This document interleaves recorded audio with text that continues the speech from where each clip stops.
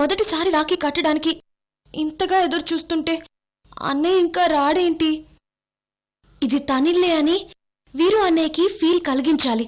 అప్పుడే డాడీకి కూడా అన్నయ్య విషయంలో టెన్షన్ తగ్గుతుంది. ఎస్, అలాగే చేయాలి.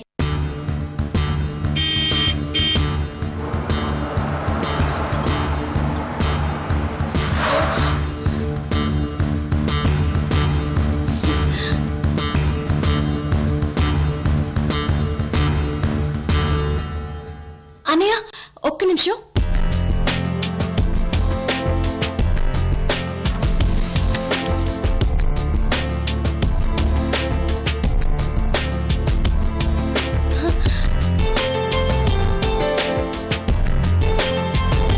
లైఫ్లో మొదటిసారి మనస్ఫూర్తిగా రాఖీ కడుతున్నాను అన్నయ్య. చేచాపు.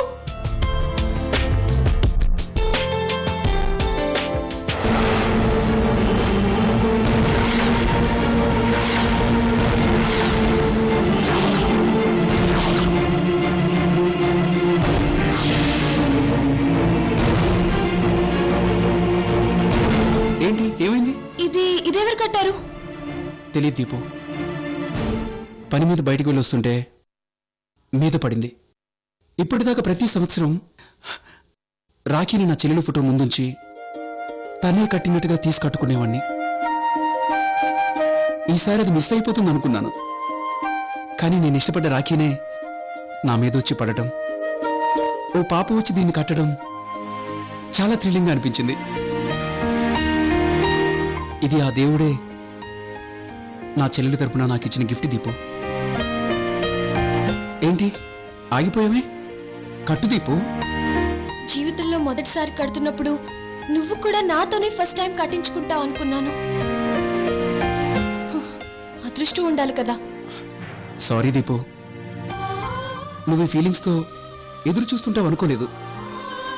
కానీ ఒకటి మాత్రం గుర్తుంచుకో,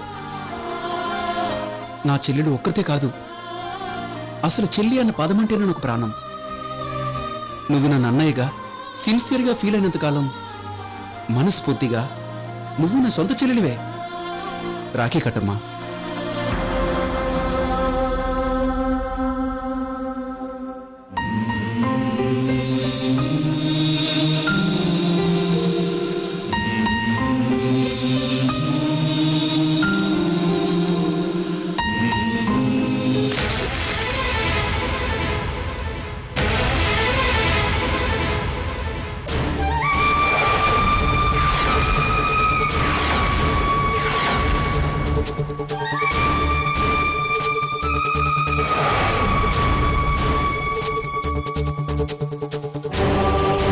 ఇలా హాఫ్ హార్టెడ్ గా కట్టడం ఆ దేవుడికి ఇష్టం లేనట్టుంది.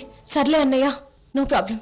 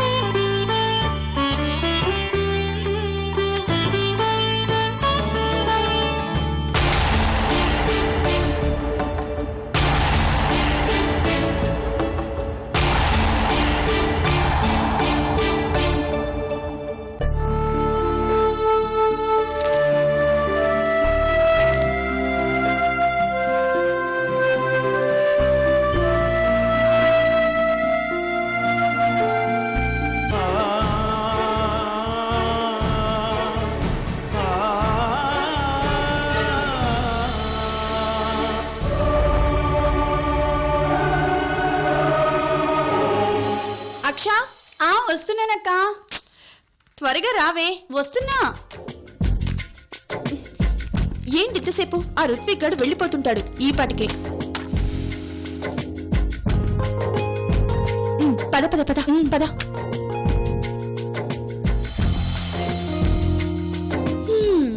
ఇంత కాస్ట్ పెట్టి కొనిపించావు, కనీసం వీటి రేట్ అన్నా గిట్టుబాటు అవుతుందో లేదో. అసలే రుతుగాడు పీసినారు విధవా. ఛీ, స్టూపిడ్. గిఫ్ట్ కోసం రాఖీ కట్టేది? అన్న చెల్లెలు, అక్క తమ్ముడు మధ్య ఉండే ఆ ఫెంటాస్టిక్ ఫీల్ కోసం. మాకు తెలుసమ్మా, కాకపోతే గిఫ్ట్ ఇస్తే ఉండే ఫీల్ ముందు ఇవన్నీ బాలాదూరక్క. జుత్తు ఓ అక్క, రాఖీ గిఫ్ట్ రావాలంటే ఈ రోజుకి అన్నయ్య అనడం బెటర్. అన్నయ్య అన్నయ్య. రుత్విక్, రుత్విక్, రే రుత్తు, ఏడే వీడు వెళ్ళిపోయాడా ఏంటి? అంత గమ్మున వెళ్ళడే, అసలే వాడు సెంటిమెంటల్ గాడు. ఏయ్, సెంటిమెంటల్ అని విడదీసి చెప్తావేమో మెంటల్. సెంటిమెంటల్ అని క్లాసీగా పిలవచ్చుగా. కోతిని రప్పించాలంటే కొబ్బరి చిప్ప విసరాలి, నిన్ను రప్పించాలంటే కొద్దిపాటి ట్రిప్లు చేయాలి. అదే చేశాను. నిన్ను ప్లీజ్ ప్లీజ్ ప్లీజ్. కట్టక్క.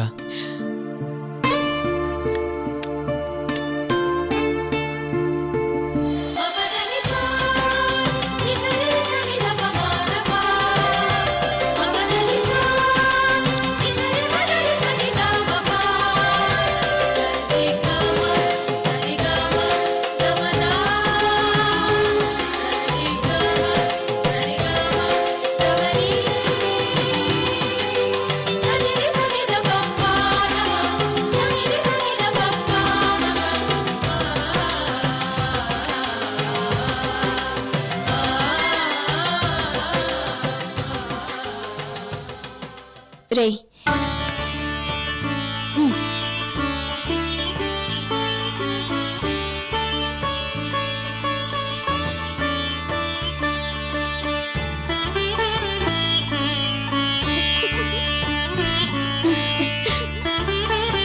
అదేంట్రా రాఖీ కట్టించుకోకుండా దాక్కున్నావెందుకు? ఈసారి నా ఇన్వెస్ట్మెంట్ మొత్తం నా సాఫ్ట్వేర్ ఆఫీస్కి వెళ్ళింది. గిఫ్ట్ ఇవ్వడానికి డబ్బులు లేవు, అందుకే దాక్కున్నాను. అదిగో నేను చెప్పలా. ఏయ్ ఆపవే, గిఫ్ట్ ముఖ్యమా? రేయ్, మేం బతుకున్నంత కాలం మమ్మల్ని మర్చిపోకురా. నేను బ్రతుకున్నంత వరకు ఈ అక్కని, ఈ చెల్లిని మర్చిపోనక్క. మీతోనే ఉంటాను, మీకు తోడుగా ఉంటాను. ప్రామిస్.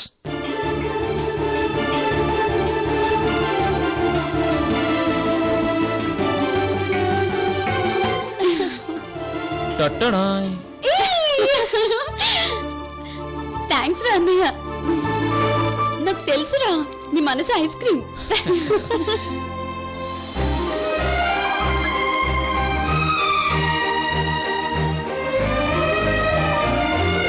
చైన్స్ మీకు చాలా బాగున్నాయి. సరే అక్క, నాకు బ్యాంకులో ఇంటర్వ్యూ ఉంది, వెళ్ళొస్తాను.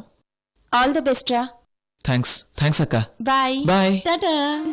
అక్క, ఆ కైలాష్ గాడికి కూడా రాఖీ కట్టేద్దాం, ఓ పని అయిపోతుంది. పద. Kailash, Kailash, Kailash, Kailash.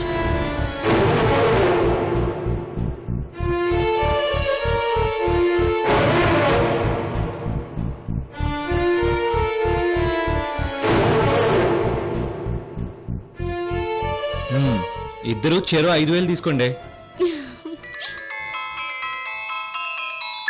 Hello. Thank you. Same to you. Yeah, అవునా?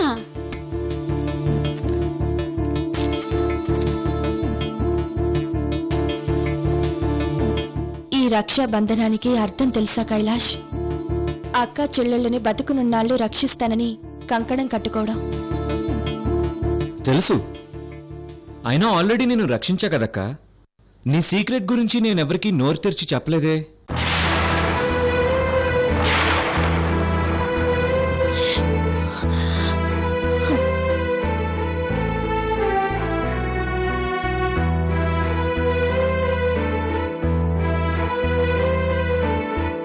జాగ్రత్త కైలాష్.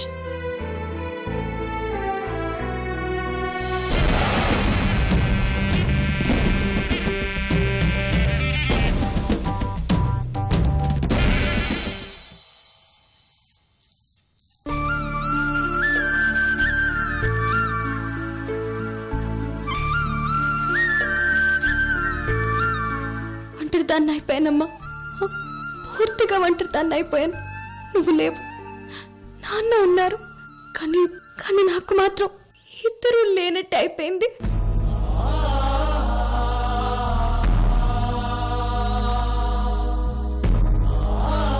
సూర్యకారులోనే నిన్ను నాన్నని ఇద్దరిని చూసుకుంటూ ఇంతకాలం హాయిగా ఉన్నాను. తను కూడా నన్ను కన్న కూతుర్లా చూసుకున్నారు. కానీ ఇప్పుడు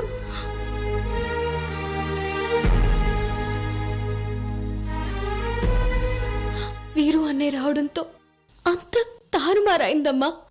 డాడీకి తన సొంత కొడుకు రావడంతో ఈ పెంచిన కూతురు మీద ప్రేమ తగ్గిపోయిందమ్మా. తను రావడంతో నన్ను ప్రేమించే అన్నయ్య కూడా దొరికాడనుకున్నాను. కానీ ఉన్న డాడీ కూడా దూరం అవుతారనుకోలేదు. వీరు అన్నయ్య రావడం ఇంకా నాన్నతో సహా అందరిలో ఏదో దిగులు, అలచడి ఎందుకో అర్థం కావటం లేదు. మిగతా విషయాలు ఎలాగున్నా నేను మాత్రం ఒంటరి దాన్నైపోయాను. పూర్తిగా ఒంటరి దాన్నైపోయాను.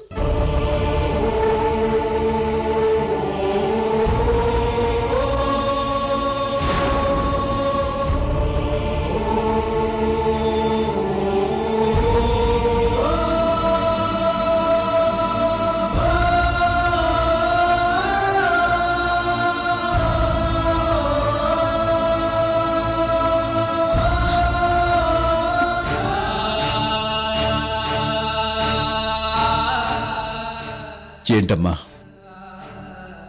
ఏంటి ఇక్కడున్నావు? ఏం లేదు డాడీ, అమ్మా నాన్న గుర్తుకొచ్చి.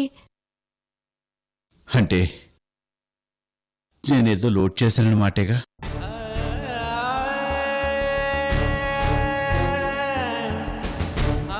అంతే కదమ్మా, బిడ్డకి ప్రేమ కరువైనప్పుడు అమ్మని, రక్షణ కరువైనప్పుడు నాన్ని తలుచుకుంటారు.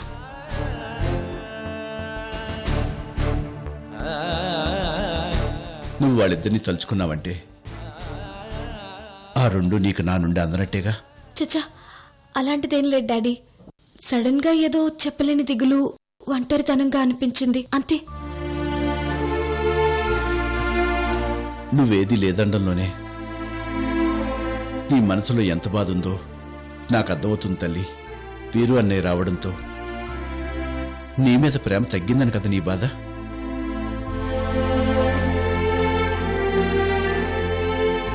తల్లి కొడుకు మీద, తండ్రి కూతురు మీద మమకారం ఎక్కువగా ఉంటుందమ్మా. అలెక్కి వీరు మీద ప్రేమ, నాకు నీ మీదే ప్రేమ ఎక్కువ తల్లి.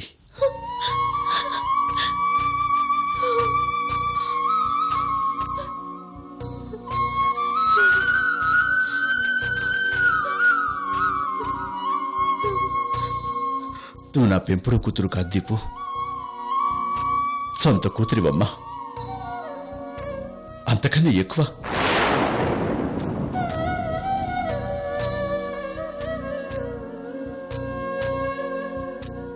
నిజంగానే నువ్వు నాకు ఐశ్వర్యకి సొంత కూతురు తల్లి. కూతురికి తండ్రి నేను చెప్పుకోలేని దౌర్భాగ్య పరిస్థితి అమ్మా నాది. సారీ డాడీ, నా ఫీలింగ్స్ తో అనవసరంగా మీ మూడ్ డిస్టర్బ్ చేశాను. అసలే మీరు టెన్షన్ లో ఉంటే నేను మిమ్మల్ని ఇంకా. ఏమైంది డాడీ, డాడీ, నాన్న? ఏమైంది? ఏమైంది డాడీ? చేయలేదు వీరు, స్లీపింగ్ టాబ్లెట్స్ 2 వేసుకున్నాను, దాంతో నిద్ర. అలాంటప్పుడు ఎందుకు వచ్చారు మరి? పదండి, పడుకోబెడతాను. నేను వెళ్తానులేమ్మా. అన్నయ్య రాఖీ గిఫ్ట్ ఏదో తెచ్చినట్టున్నాడు. మీరు మాట్లాడుతూ ఉండండి, నేను వెళ్తాను. Good night.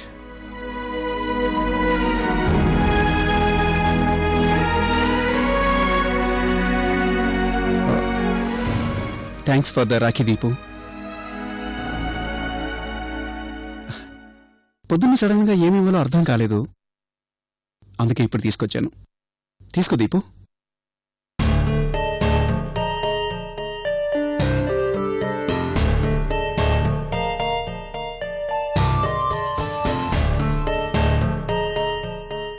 దీపు, నువ్వు నన్ను అన్నయ్య అని పిలిచావు కాబట్టి నీ మంచి కోసం ఒక సజెషన్ ఇవ్వాలనుకుంటున్నాను. దీపు, రుత్విక్ ప్రేమ మీద నీకు నిజంగా నమ్మకం ఉందా?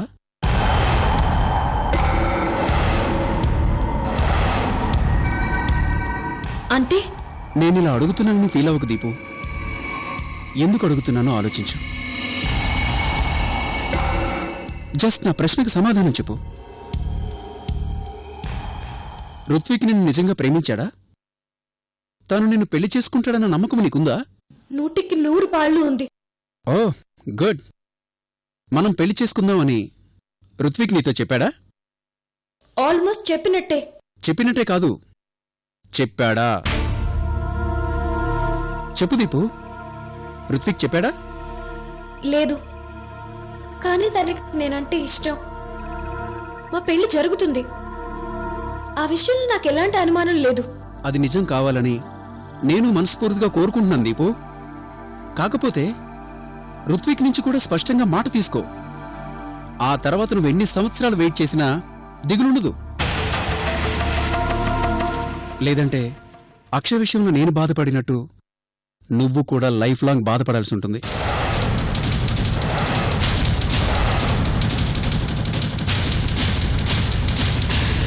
ఊహ వేరు, వాస్తవం వేరు దీపు. ఊహ వాస్తవమైతే స్వర్గం, కానీ వాస్తవం ఊహగా మిగిలితే నరకం. నా పెళ్లి చెడిపోయిన నాన్న తట్టుకోగలిగారు, కానీ నీ విషయంలో కూడా బెడిసి కొడితే ఆయన మనకు మిగలరు. ఆలోచించుకో.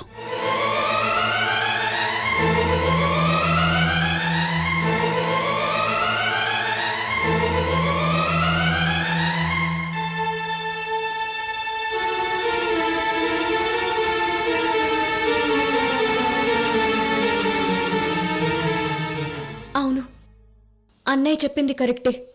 రేపే ఈ విషయం బావని అడగాలి.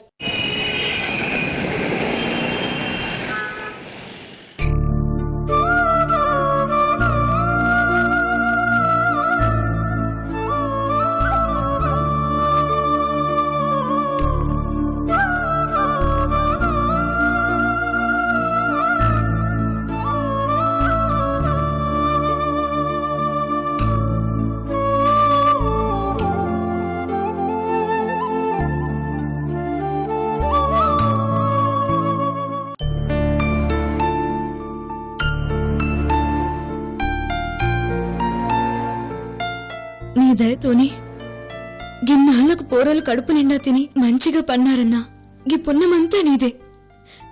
నిన్ను మాత్రం జిందగీ మొత్తానికి యాదుంచుకుంటా అన్నా. రేపు నిన్నమ్మాక తిట్టుకుంటూ అయినా గుర్తుంచుకుంటావులే, అది ఎలాగూ తప్పదు. ఊరుకో అమ్మా, ఈ మాత్రం దానికే ఏదో దేశం మొత్తానికి ఉచిత భోజనం పెట్టినంత బిల్డప్ ఇస్తావేంటి? అరే గింత మాత్రం చూసేటోళ్ళు ఎవరున్నారో నగ్గి పట్నంలా బోల్. ఇవన్నీ సరేనమ్మా, ఒక వారం మీరు ఉండి తిని వెళ్తే నాకొచ్చే నష్టమేం లేదు. కానీ గౌరీ ఆపరేషనే పరేషాన్గా ఉంది.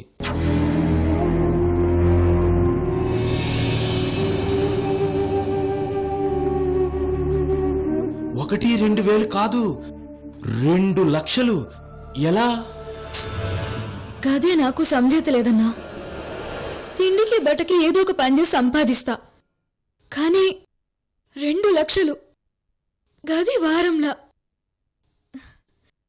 అదే ఏం చేయాలో సంజేతలేదన్నా.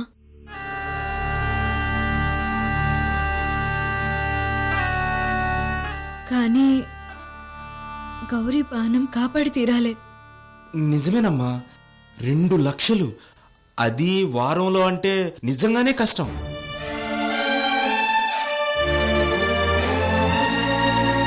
కష్టం కాదు, అసాధ్యం.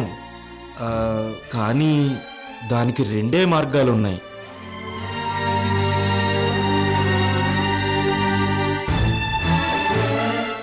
ఒకటి, నేను ఇంతకుముందు చేసినట్టు దొంగతనం చేయాలి. లేదు, నువ్వు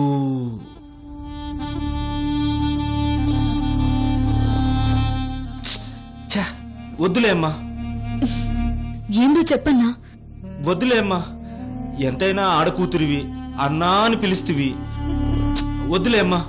అరే ఇప్పుడున్న పరిస్థితికి ఎంత కష్టమైన పనైనా చేయాలి, తప్పదు. నువ్వు చెప్పన్నా. అది వద్దులే అమ్మా. నా నోటితో నేను చెప్పలేను. వద్దు. వదిలే, అసహ్యంగా ఉంటుంది. అరే గిట్లా పరేషాన్ చేస్తున్నావు ఏందన్నా? చెప్పు, ఏం పరగబడదు చెప్పన్నా. అదేనమ్మా, ఓ ఓ ఓ అమ్ముకోవడం.